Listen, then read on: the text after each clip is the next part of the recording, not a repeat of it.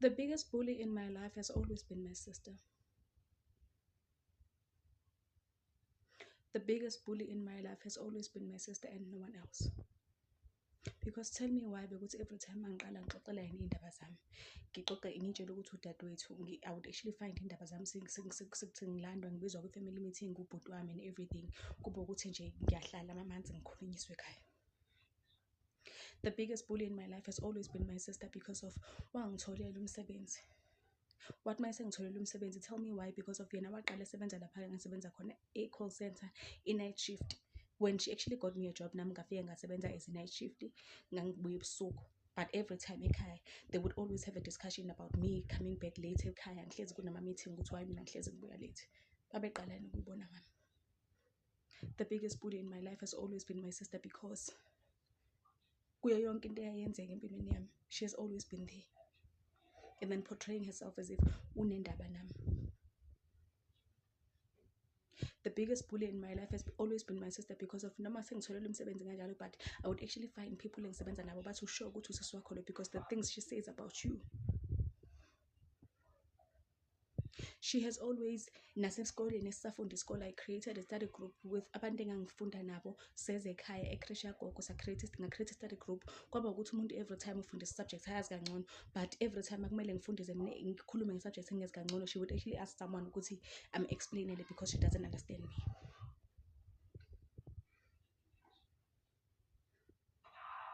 Kuyo yonke into eyayenzeka, she has always been there. The biggest bully in my life has always been my sister because of ngixoshiwe ekhaya, ngahamba ngaqala afresh. Kwathi la sengilokhu sengithola umntanami wesibili, she always had something yokuthi kumele ahambe egijima emva kwamabheke ukuthi ngenzani nini ngasiphi isikhathi. For some reason, she actually found a picture of me ngangiyipostile ku-Facebook. Maya ibona nginempumulo enkulu, I was pregnant at the time. That's when she started talking to me.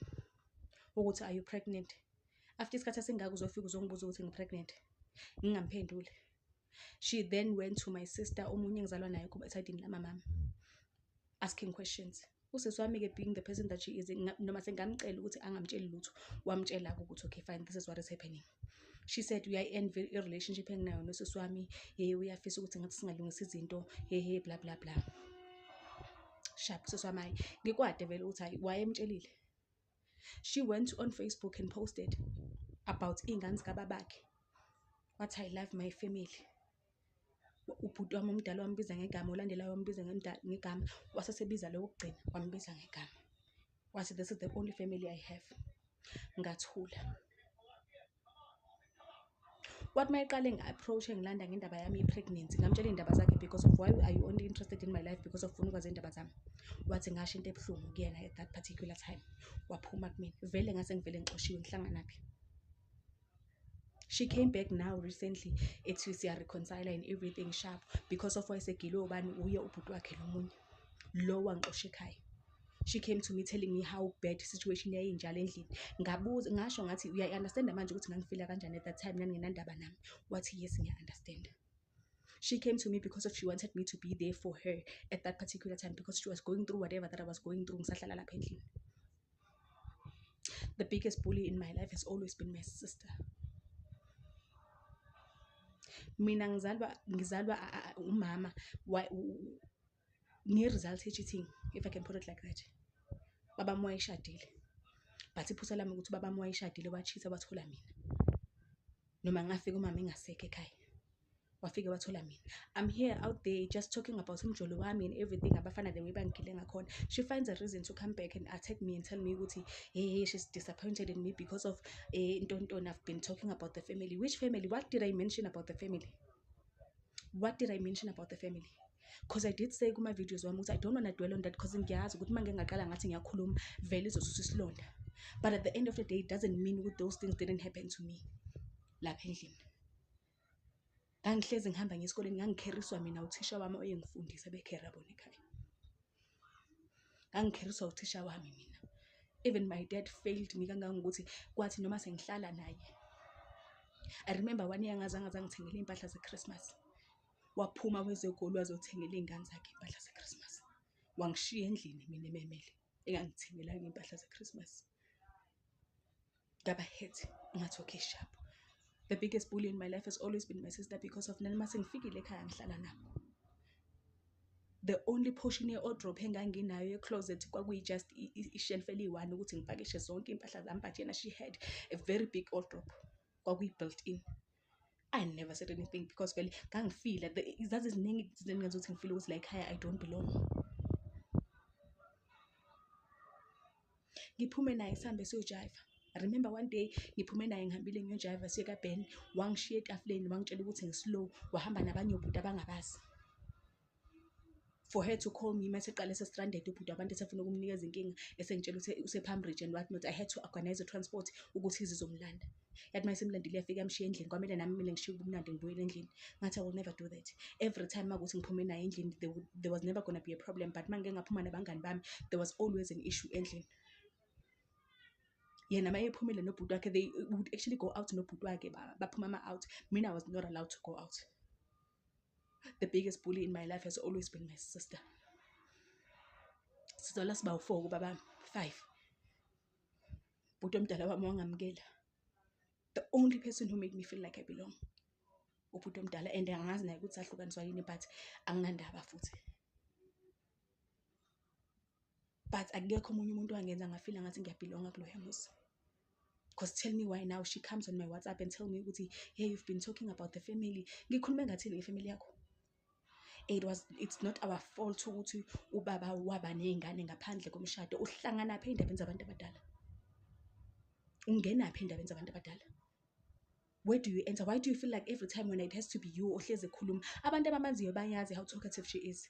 Abantu abamaziyo on a personal level would actually tell you, probably 90% of people abamaziyo on a personal level, they would actually tell you ukuthi she's a bully. Kangangokuthi nasekhaya they know, but they will never address it. Because yena ekhaya mayiqala esukuma ekhuluma, everyone must listen to her. Biggest bully in my life has always been my sister. Ngiyiphostele video yami ngomjolo wami, ngixakekile mina, ngiyikhulumela ukuthi okay, what I went through in life. I never mentioned your family. But for some reason you find it ukuthi uzongitshela lokho ngitshela kona ku WhatsApp wami. And then namhlanje I took a decision ukuthi I'm going to stand up for myself against bullying yakho. Ake ngaba nelekhuzana mina saba nama-orals esikoleni. Saba nama-orals esikoleni isikole zethu zasikhompyutha. Kwakumele sibe ne-speech esasizosenza. Ngamupha ama-hint ukuthi okay sharp nasi sami script ngisibhale kanje. Wafika esikoleni. Wangena qala yena. She came before me. Wayipresenta njengoba injalo. Iscript engangizosisho ngiyakhumbula imisi wami wesiZulu engibuza ukuthi nondumo sokwenzakalani nomuntu lo engathi usisi wami. I was always intombazane yasemakhaya emehlweni akhe engazi lutho edom, only to find out ukuthi ngangekho dom mina. I was very smart. The biggest bully in my life has always been my sister. Naye baba wangifela because of for some reason bekathi noma ngithiwa sivakashile sonke ekhaya ngangikhuliswe mina ngendlela yokuthi awuyicela imali. But he would actually find it necessary ukuthi anikeze izingane zakhe lezi ezinye ezimbili imali mina nganginikeze ngikhona eJardini. Bese bangitshela ukuthi hayi ufuna ukuthi uyicele. Angikwazi ukuyicela imali and akakaze angitshele naye ukuthi fanele ngicele. I'm just getting to know this person. Ngiqala ukumazi. Abanikeza ama-R100 abanike ngisale ngincela iy'thupha ngingenalo lutho. He failed me naye. Njengoba lo eza namhlanje ezongitshela ukuthi babakhe izimo zababakhe kwasha kwacima ngoba nakhe ethola ingane ngaphandle. I never said ukuthi isono sakho ukuthi ubaba wathola ingane ngaphandle. I never said it, you said it. Phuma endabeni zabantu abadala. And ngiyazi ungiblockile everywhere. You will find this video. Thama iqedwe atheka kwaTsapa lokho ibhizi njalo umsangano wakhe ngamphendula for the first time in years. Ngathi lalela la ngimdala nginekwami manje. Ngesi ngirentile manje kukwami la and I don't have to explain myself to you. Wangiblock everywhere. And I know ukuthi kunabangani bakho la abazothatha le video bayoyifikisa kuwena. You have always been a bully, a biggest bully in my life, Ntombazane.